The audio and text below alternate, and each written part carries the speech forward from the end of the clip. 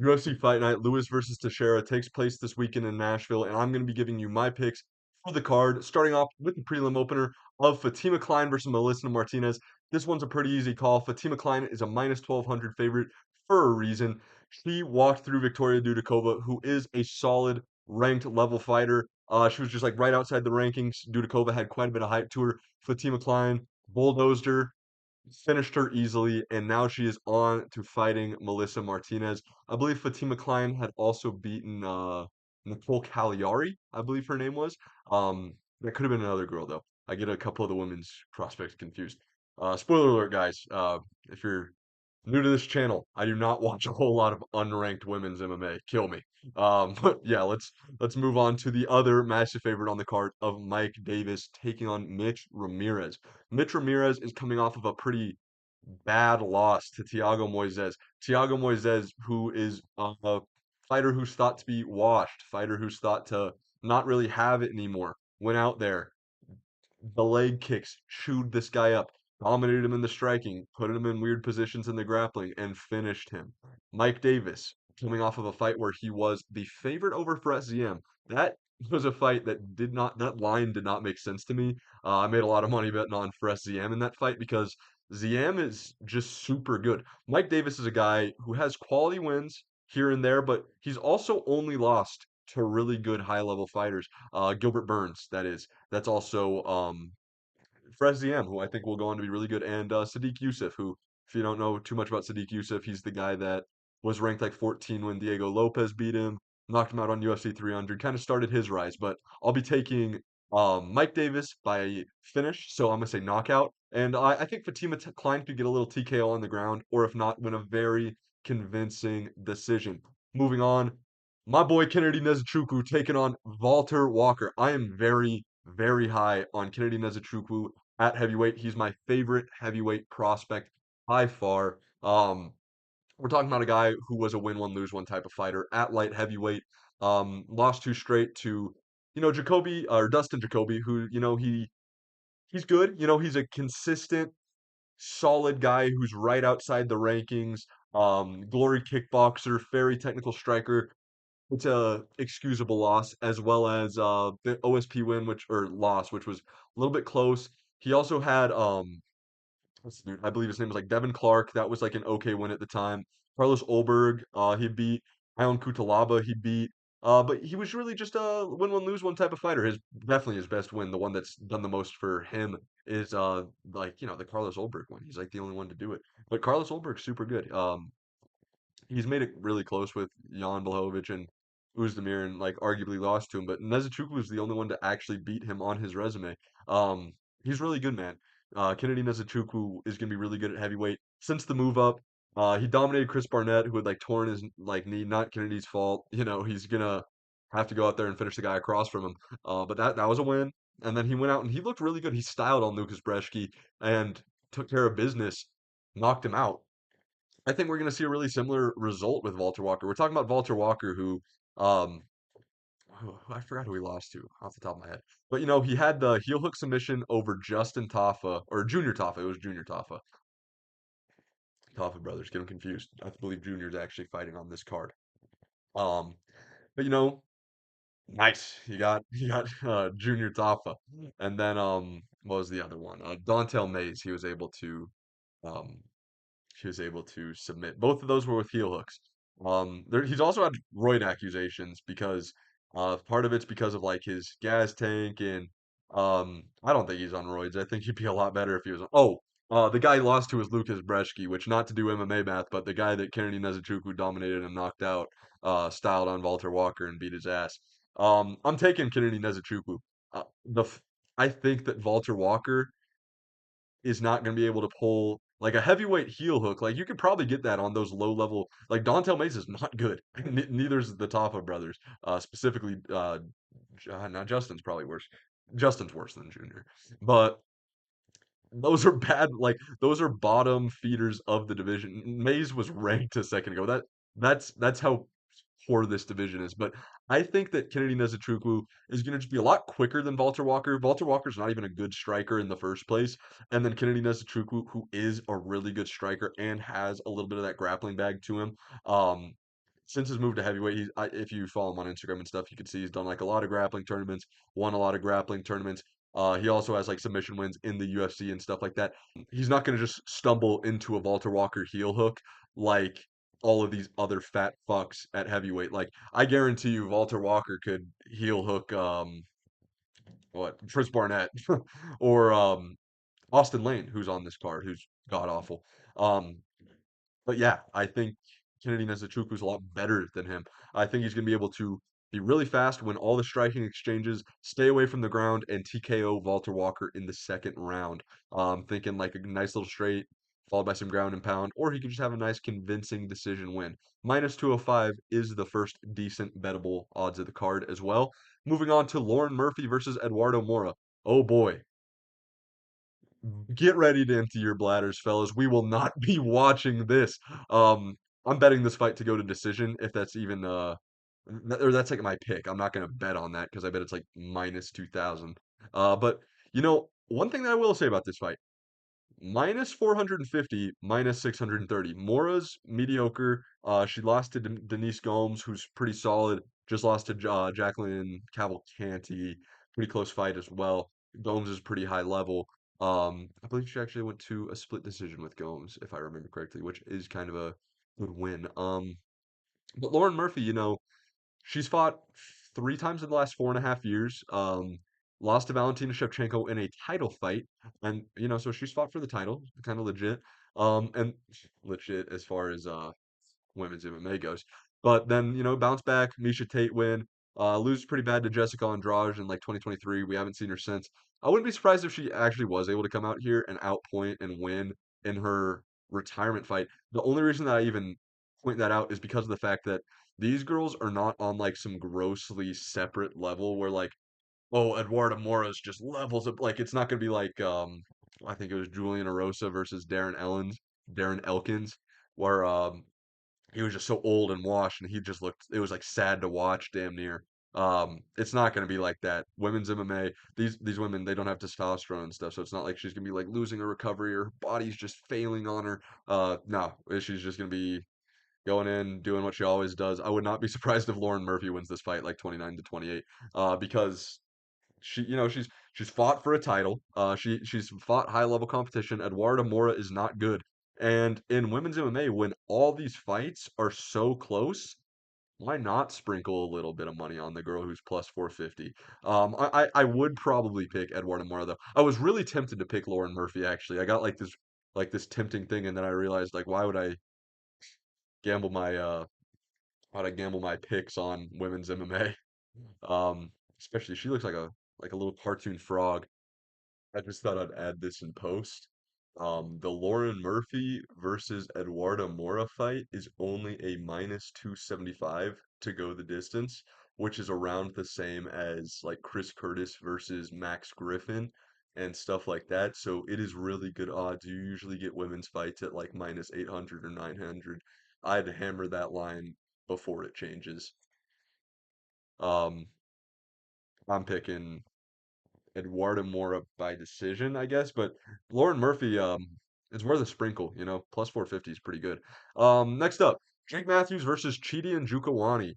Bang Bang's back. He's on a 3-fight win streak. Good 3-fight win streak too. He's beat some like decent competition. He beat Alesi Zaleski in his last fight. He also has like a win over uh man, uh Jared Gooden. He beat, and then he beat like more like a can guy in that third fight. But he's put three together. He's been pretty inconsistent. He has a wicked frame for welterweight. I believe he's like, yeah, he's 6'3", 170 pounds with an 80-inch reach. Jake Matthews is also on a 2-fight win streak, also against kind of like lower level competition. But he's also incredibly inconsistent. We watched him. I'd say the one fight that like, because I'm not gonna be like, oh man, this guy lost to Sean Brady. Fucking poor, like he sucks. A lot of people lose to Sean Brady. Jake Matthews also has losses to Michael Morales, who's like a lot better version of Chidi Njokuani, the Zest Master himself. I was a pretty big Michael Morales fan, and fuck you, Michael Morales. God damn it, bro. I was a big fan. Why'd you have to do that to me? Um, Chidi. is not like that level, but he's that frame. Michael Morales is a big welterweight, and Jake Matthews struggled with him massively. He also got dominated by Sean Brady. Um, you know, Chidi's pretty solid. He's lost to like RoboCop, I remember, and like all Zaczek and shit. But like he also beat like Dusko Todorovic is a solid win. Um, and he beat Marc-Andre Barriute in like 15 or like 15 20 seconds. So I'm gonna actually originally when this fight dropped, it was like pick 'em odds, -110 to -110, +105 to plus or -115. Like it was wicked close.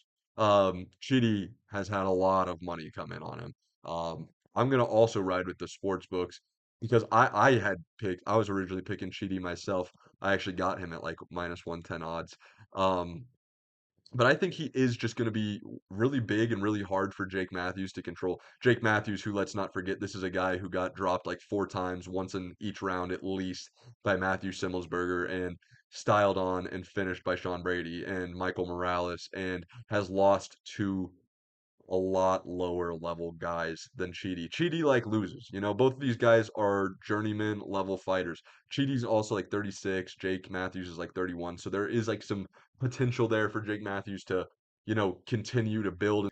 I do not think either of these guys will ever be ranked in their career, but I do think Chidi is going to be able to just keep him on the outside with the jab and just like the in general length difference between the two of them. I think Jake Matthews is going to have a really hard time closing the distance. He's not going to be able to get any grappling going. I think he's going to be stuck on the feet with Chidi, which is where he does not want to be. Bang Bang's going to take care of him. And I think he's going to either TKO him in the second round while Jake Matthews just gets flustered and he's like, I'm getting outpointed. I'm clearly losing. I gotta go in. I'm gonna try to like close the distance, and I think he might get caught with like a nice cross or something like that. Little two down the middle. But I'm just not seeing the Jake Matthews win. Like there's value in it, but I'm not gonna be the one to pick him. I'm thinking Cheedy gets it done. Moving on. Chris Curtis versus Max Griffin. When you are one of the most technical strikers at middleweight, that does not mean a whole lot because it's a very non-technical division. I was gonna say like Max Griffin's an unk, but so is Chris Curtis. Chris Curtis is damn near just as old as Max Griffin. Dropping down to welterweight for this one, I am gonna back Chris Curtis. I do think like what do they say? Lighter man skill helps, but not to the point where like I think Chris Curtis has a little chip on his shoulder. He was beating Roman Kopylov. He had a spot in the rankings with his name stamped and sealed on it. Had to stay up for 20 more seconds. Got dropped barely, and they called that fight off. He was pissed. I had money on him. I was pretty fucking pissed.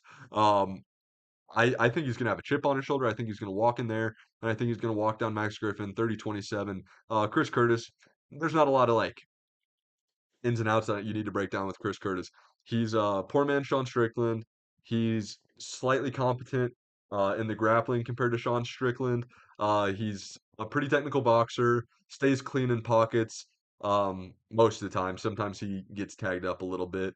Um, and I think he is salty about his last loss. I think he's going to come in, chip on his shoulder, and I think he's going to take care of Max Griffin, get it done by decision. I could see a TKO here. It's just Chris Curtis is not somebody who I'm ever going to be like picking to finish a fight, but I'm pretty confident in Chris Curtis. He's one of like my very confident picks of the card. That's going to be the prelims. Moving on to the main card, Junior Tafa versus Toko Tokos. Here's the thing. Junior Tafa is currently in the best shape that I think a Tafa brother has ever been in their life. He dropped down to light heavyweight. He's looking lean. He's looking mean. He's looking pretty good. And I do think that's good for him. Like, obviously, just good job. You're not a fattest anymore. Your love handles don't stick out further than your shoulders like they did in your last fight. Congrats. But we're also talking about a guy who, if I remember correctly, not Sean Shirk. It's Sean Sharaf is one of his UFC wins. It was a regional guy who was supposed to fight Barnett. Barnett was like caught up in like a hurricane or something like that, so he wasn't able to come. So they pulled up this regional guy, like 3-1. He beat the brakes off of him. I believe his name was Sean Sharaf. And then his other one's Parker Porter, who sucks. Everybody else that Junior Tafa has fought, he has lost to. He struggled in the grappling with guys before, like Walter Walker. Tuco Takos, on the other hand, has fought only high-level competition in the UFC. Also on the regional scene, he did fight Zhang Minyang. Minyang Madness beat the fuck out of him. But on top of that, he got subbed by Umar Sy, who's pretty good. Then Navajo Sterling, who is a prospect, who is probably one of the brighter, like rising stars at light heavyweight, and is one of like the most promising guys for the future. He gave him problems. Like Navajo Sterling clearly won either 30-27. I think like one judge had it 29-28. In the second round, Tuco Tokos got him down multiple times. I think it was like 3 or 4 times. Was able to control him. He also had a couple moments in the striking where you're like, oh, that landed. Oh, that kind of hurt Sterling. He had to grit down and win that fight. Sterling had to like actually look good. Tuco Tokos wasn't just like some layup to him. He actually had to like he gave him looks, and because of that reason, Junior Tafa I don't think is good at anything. I think his best asset is obviously just his ability to strike, brawl. But let's be honest, at any specific discipline, he's not that good. His best thing would obviously be his boxing, but that's not saying much. He's a bad boxer. Bad gas tank. We've seen him gas out and get subbed before. We've also seen this guy. No, it wasn't him. It was his brother that has no grit. That I'll talk about him later. Um, yeah, he just doesn't have a whole lot going for him.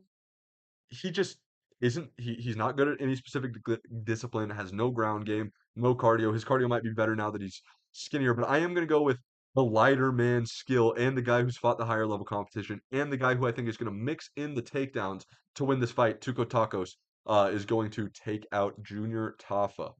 Um, yeah, just because you lost weight does not mean you gained skill. Also, that I don't think that's gonna like magically mean like, oh, Junior Tafa's faster now. Junior Tafa's better now.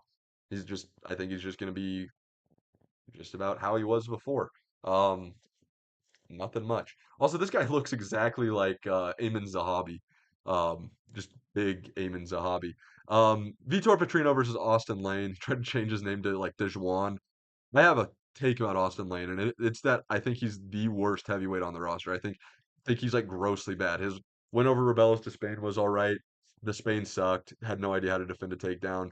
Um, cool. You figured out how to beat that guy after Waldo already figured it out. He is trash. He is really, really bad. Austin Lane's not good at anything in MMA. His striking on the feet is god awful. For a guy who is in the NFL, you'd think he is some athlete. He is not. His striking defense is bad. He doesn't throw technically. He can't grapple. He gets bullied in clinch exchanges. He looks like Bilal Muhammad on fucking HGH. That looking like Bilal Muhammad isn't exactly like the best base for being a human. Just kidding. I gotta fucking cut that. Unfortunately, he got the wrong end of Bilal Muhammad.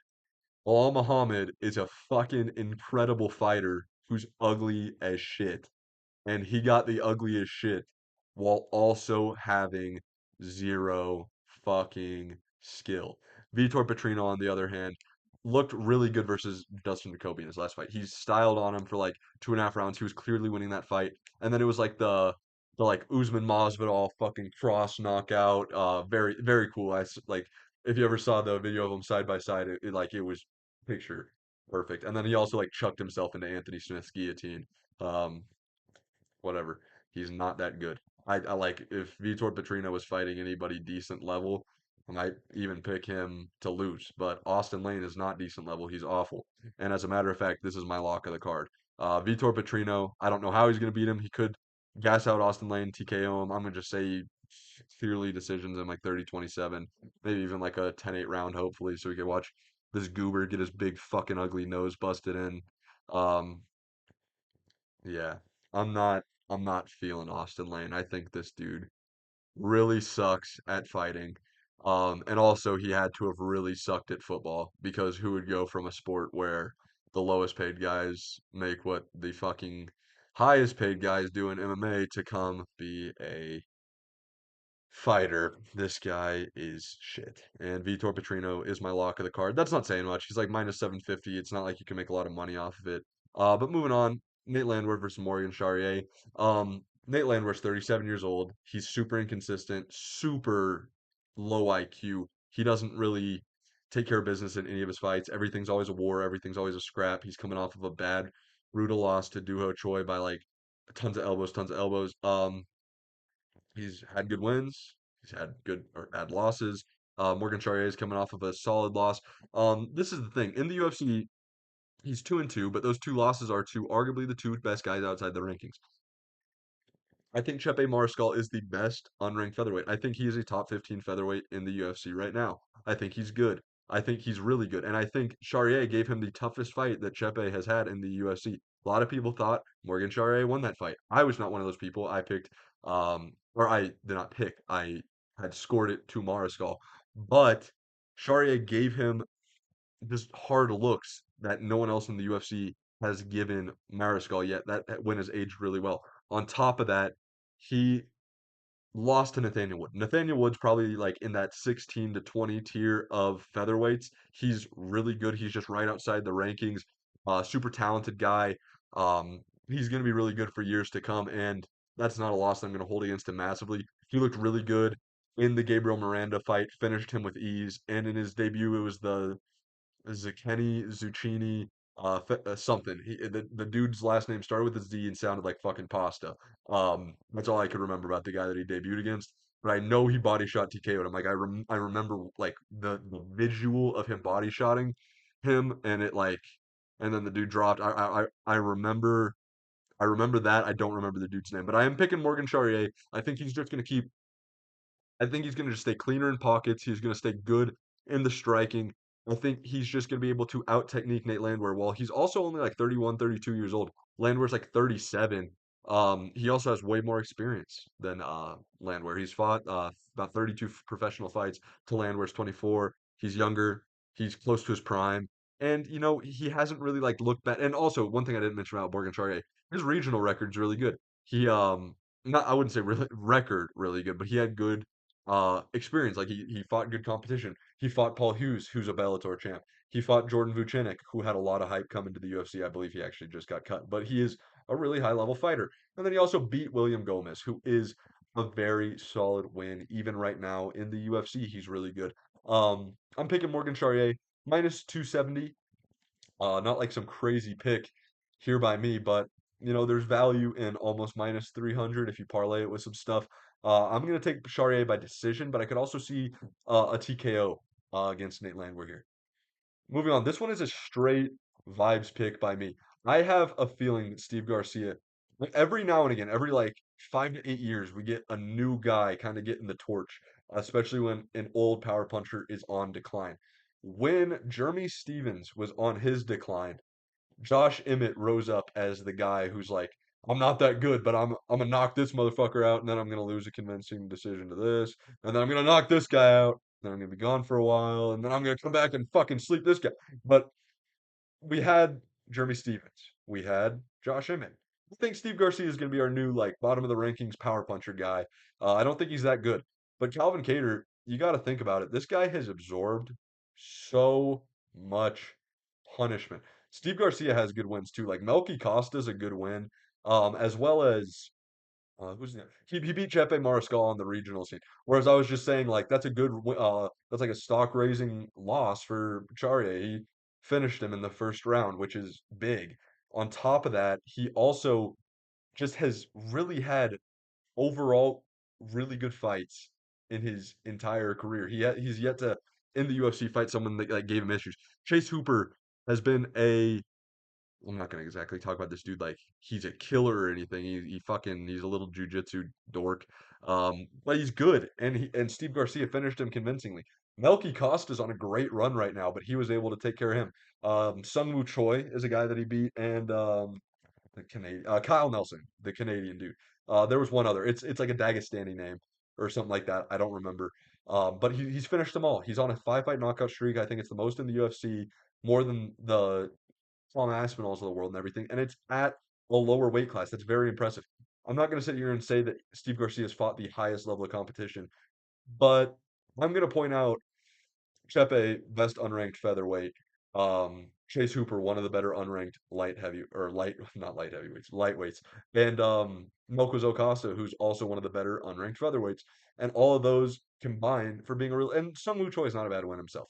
All those combined for a solid resume for Steve Garcia. And then you look at Calvin Kattar. I don't have to break down this guy's career, all this kind of stuff. All I have to say, he's really good, but he's really inconsistent and he's really washed up. He's about 38 years old. He's worn so much damage. This guy went to a split decision with Josh Emmett, took a ton of damage in that fight. Obviously, he got brutalized by Max Holloway. One of the fucking craziest fights you'll ever see. Everybody's seen the video of Dana. "Oh, we need to stop this fight. Or this is one of those fights where people fucking die in the back. Uh, y- that what happened to Calvin Kattar. I think this fight is going to be an example of just like the chin goes. Calvin Kattar has never been knocked out. On his Tapology record, it shows one. It was due to an injury, so it was like a TKO, like leg injury. I believe it was versus Arnold Allen. Um, but he's never truly been knocked out. I could see Steve Garcia flatlining him. Those wars with Josh Emmett, the wars with Max Holloway, the back and forths with I believe it was like Giga Chikadze he fought and Dan Ige he's fought and even just like small stuff like he got tagged up a bit by Yusuf Zalal. He looked good in the third round of that last fight, but he wasn't able to find his jab. When a boxer can't find his jab, you know how that goes. I think there's a chance that he would. The thing is, he could get it going versus Steve Garcia. Steve Garcia is not as good of a fighter as Yusuf Zalal. He also is a much better finisher than Yusuf Zalal. I'm picking this one strictly because I have a feeling that Steve Garcia is our new knockout guy, power puncher, who's not all that good in the featherweight division.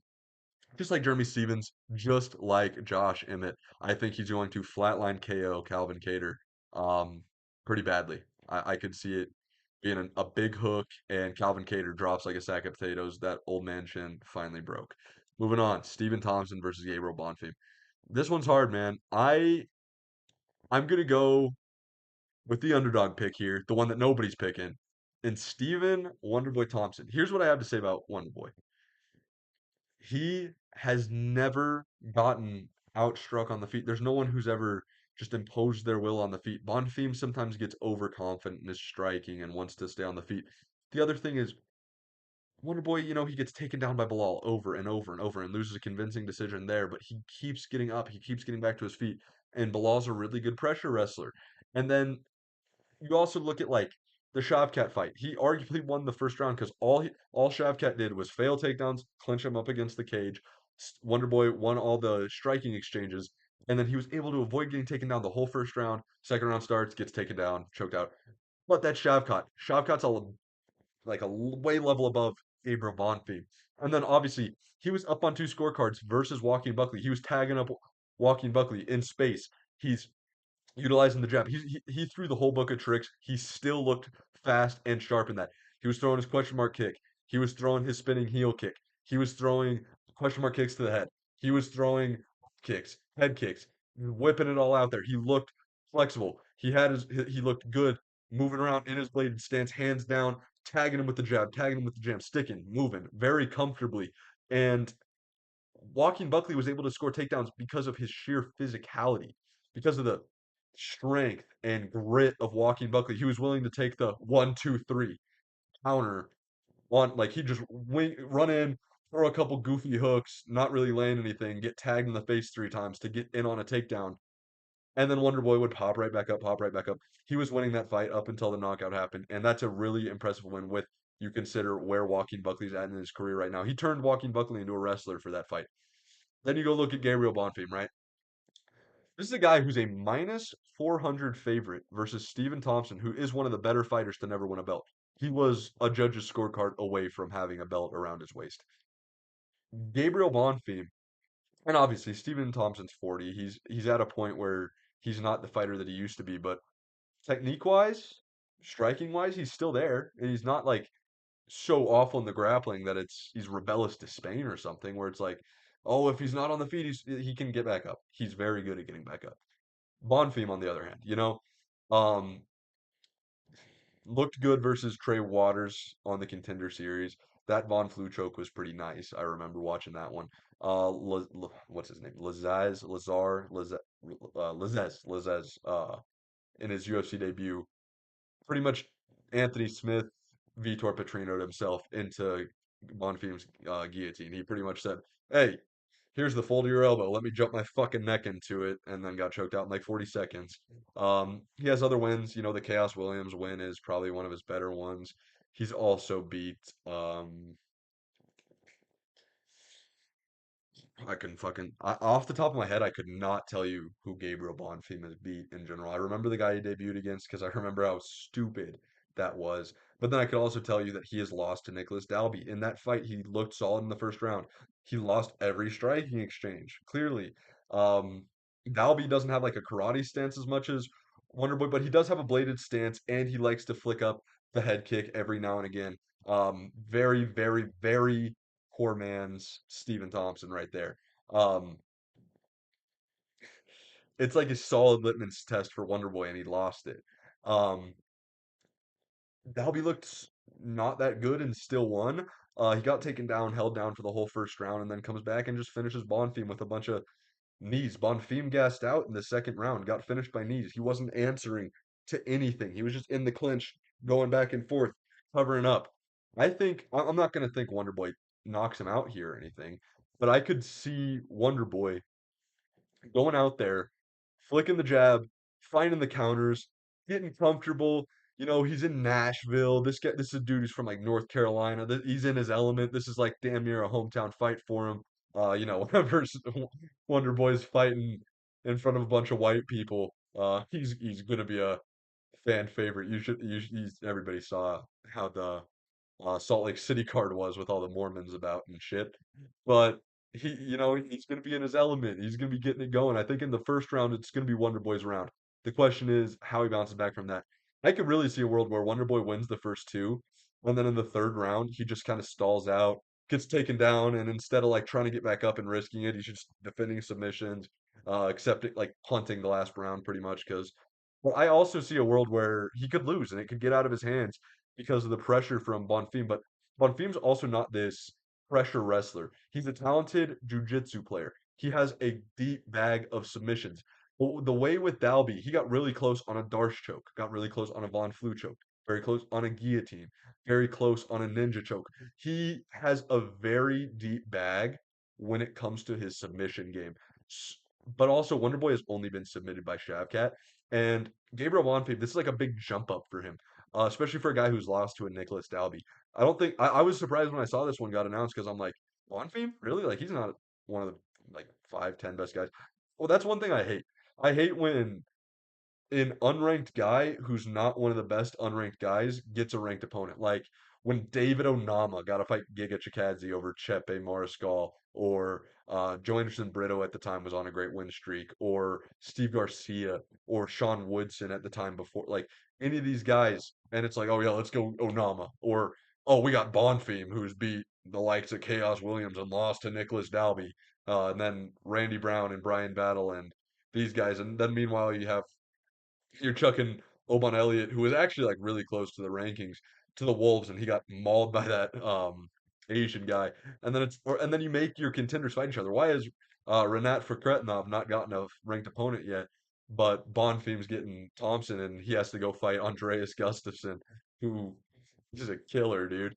And yeah, they just keep throwing these killers at other unranked guys, and it's like Randy Brown versus Brian Battle, like they should be fighting into the rankings instead of each other. And then it's just like, oh, Bonfim, you're gonna fight Wonder Boy. Why? Where does that matchup make sense? You know what matchup I wanted to see for Wonder Boy? I wanted MVP before the Shara fight because now after the Shara fight, I just had this.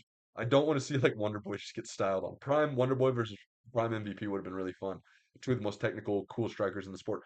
I just want to see like he says he has 2 fights left on his contract. If he somehow loses this one, which I'm gonna pick him to win it, just do Wonder Boy versus Sally Cop. Let's just do the King of Kung Fu versus fucking Stephen Thompson because why not? Let's just give him fun strikers. Let's not give him this guy who is a good jujitsu player and won't have fun with him on the feet.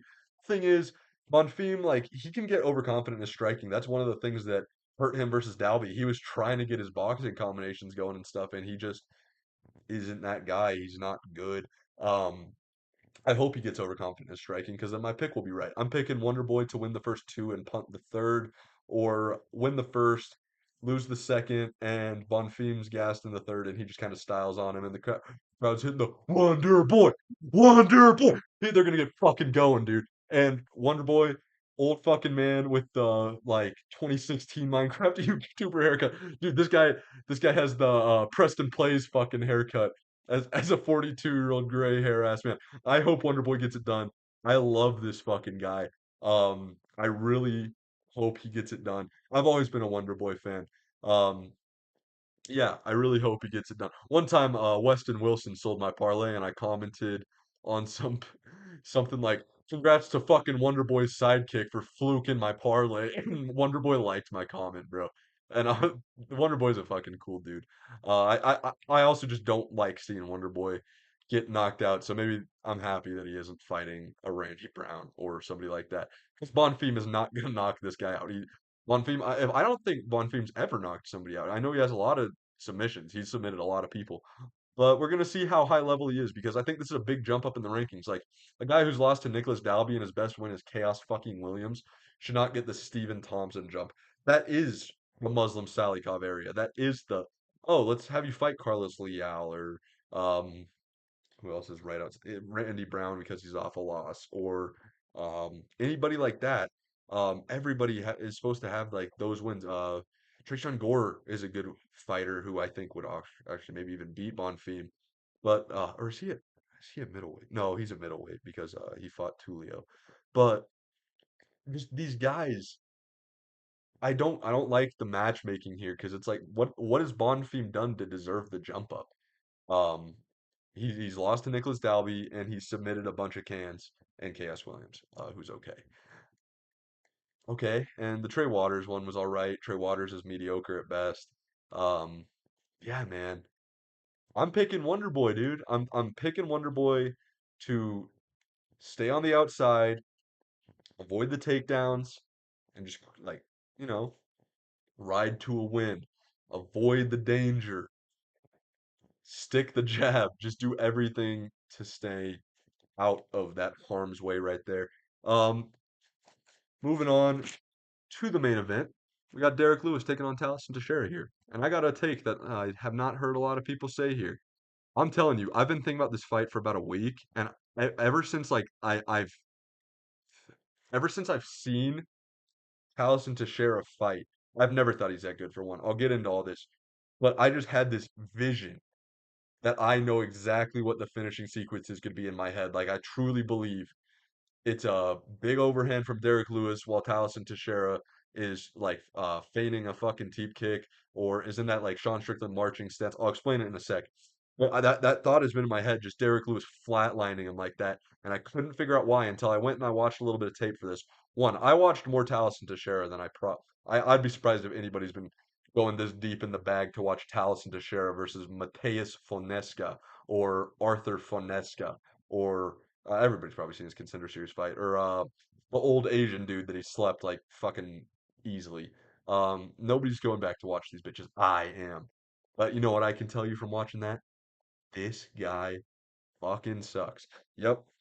Taliesin Teixeira is a bad fighter, dude. He is not good. All right. We're talking about a guy in Taliesin Teixeira who I've never seen, and he's fought some cans, dude. Like, go look at this guy's. I actually wrote some of them down just for this. We got in his debut, he fought 4-2 Carlos Cena. That's actually not that bad, right? 4-2. Next, he fought 0-2 Kyle Roberto, who literally looked like Mr. fucking Miyagi, full white beard, old fat Chinese dude. Slept him badly, or he looked Chinese. Um, Fernando Cato, 1-2. 1-14, Julio Dos Santos. 2-2, Arthur Finesca in the LFA. 2-3, Matheus Finesca in the LFA. And that Arthur Finesca dude, by the way, looked like a fucking tub of melted ice cream, dude. At least with Derek Lewis, he's got like his whole belly looks full, so at least he's like completely full of stuff. This guy just looked like everything was fat, everything's jiggling around, everything's like all loose in there. Like at least with like the UFC fat asses, there it's like firm and shit. Like when they are just so squishy, like it looked like fucking dollar store toy that like a stress squeezy ball. Like that Arthur Fineski guy was not in good shape, as are most of Taliesin Teixeira's wins. The only fighter that he's ever beat that was um relevant, you could say, was that Junior Taffa win. And Junior Taffa, or it was Justin Taffa. Justin Taffa sucks. Justin, and also the fact that this dude's ranked 13 at heavyweight is a disgrace. I'm gonna drop a video here pretty soon about how bad the state of the heavyweight division is. And this is a good example of it. Like you get one win, and it doesn't even have to be against a ranked fighter, and you're ranked. We let decent fighters go all the time.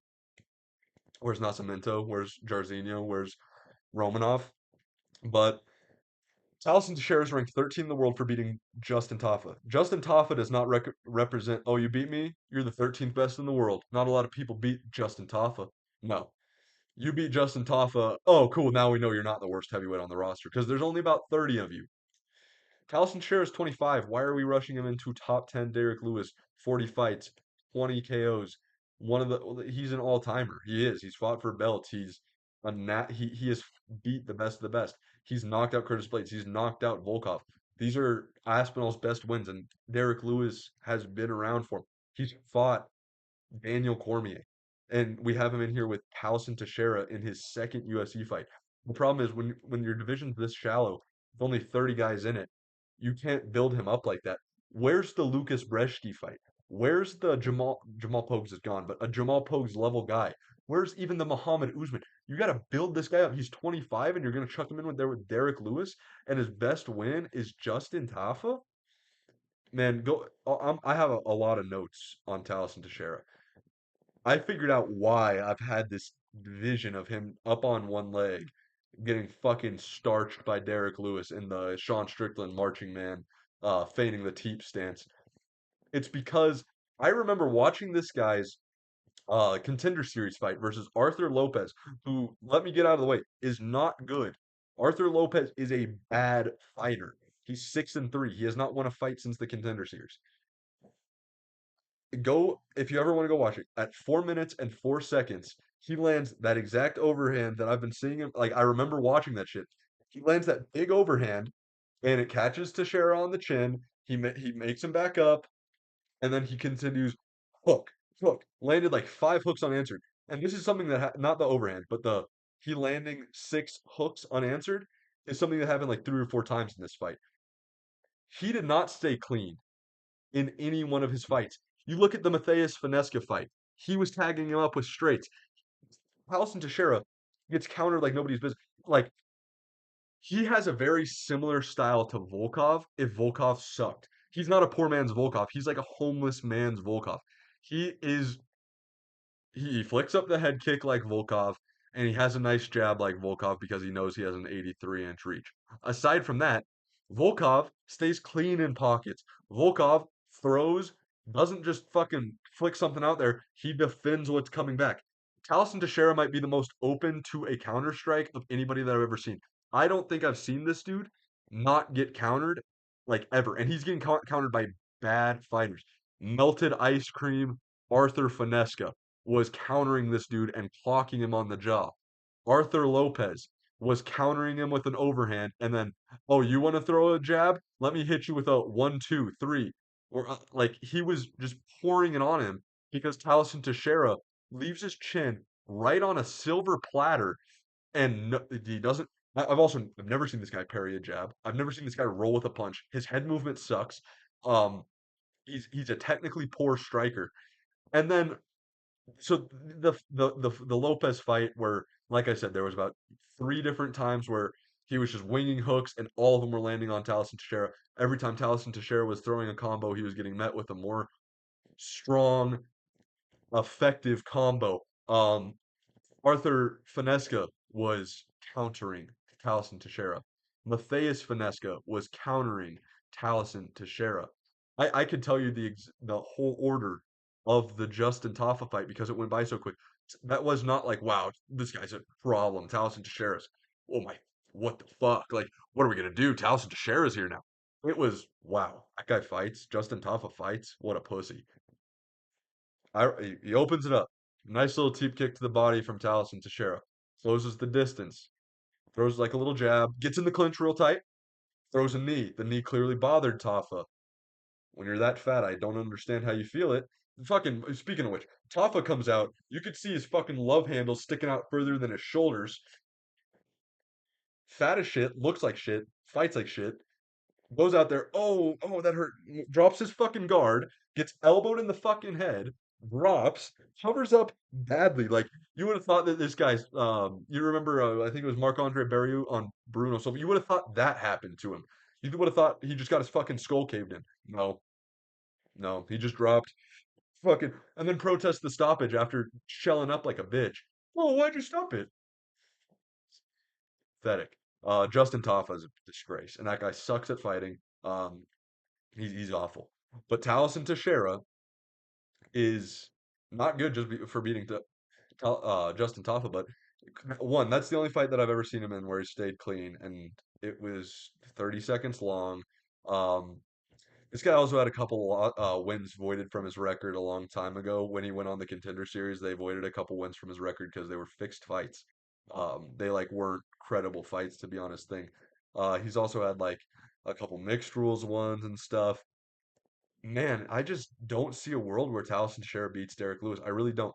Derek Lewis is also 4-0 against fighters 6'7" and above. That would be Volkov. That would be I wrote it down actually early. That would be Volkov. That would be Travis Brown. That would be the Shivers dude and the May dude. I don't remember their first names. I think one of them was like Lee Shivers and then like something May. But they're and one of them he TKO'd on the ground with like an elbow in the clinch and then ground and pound. But then the other three were all that big overhand over the top that I've just been seeing with this Taliesin Teixeira. And then I went and rewatched an all-time classic in the Lewis versus Volkov fight.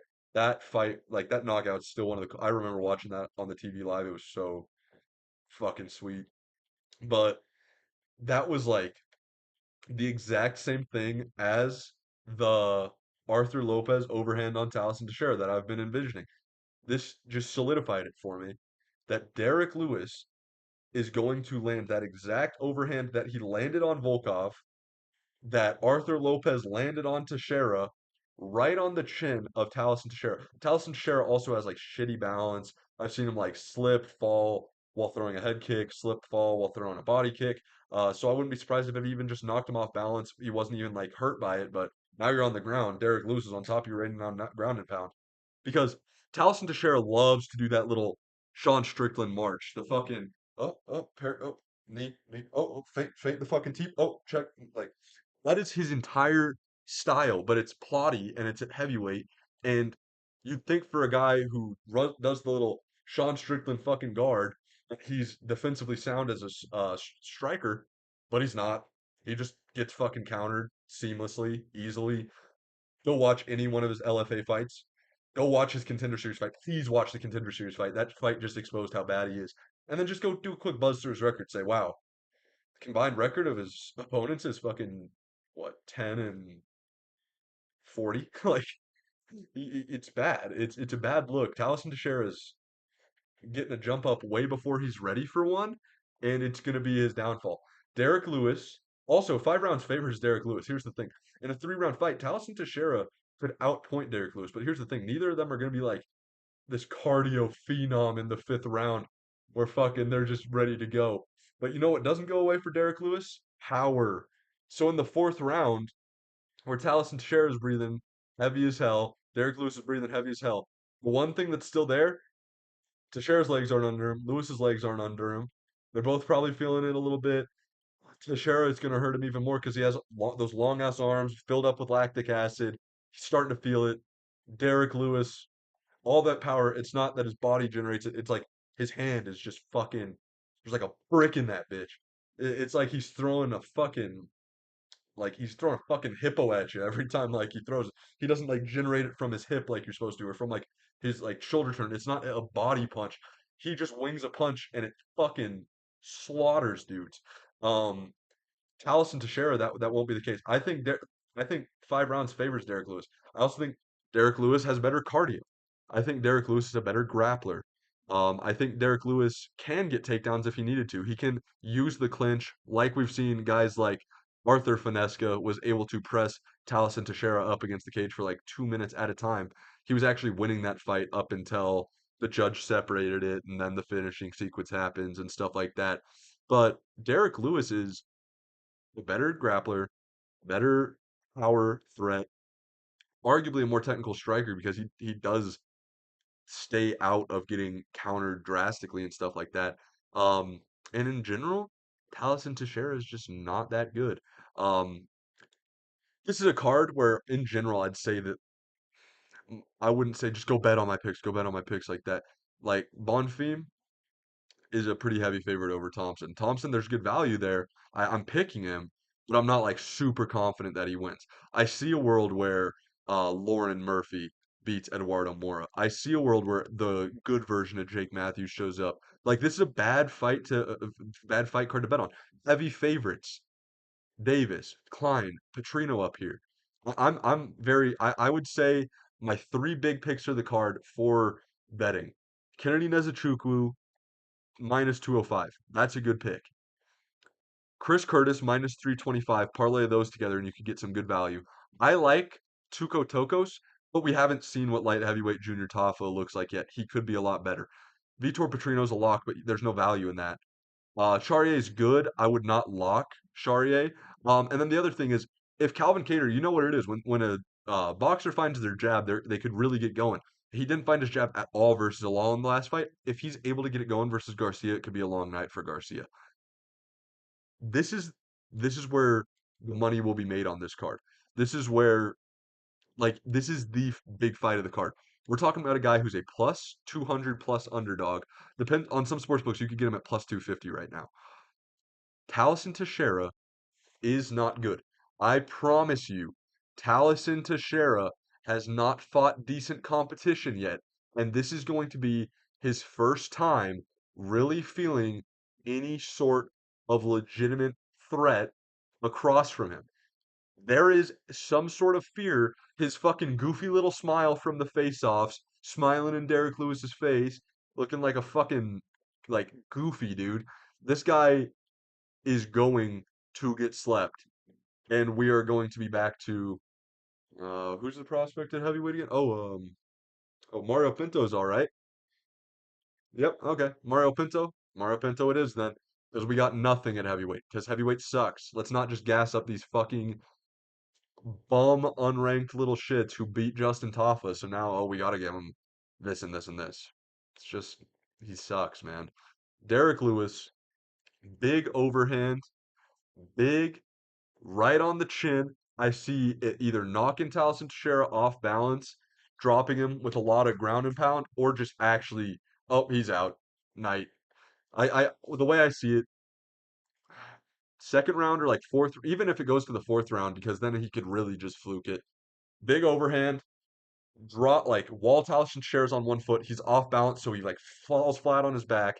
Derek Lewis gets on him, pumps his face a couple times, grinds that shit into the pavement, head going back, head going back, head going back up against the fucking canvas. And I think that Teixeira will sleep and Derek Lewis will be victorious again.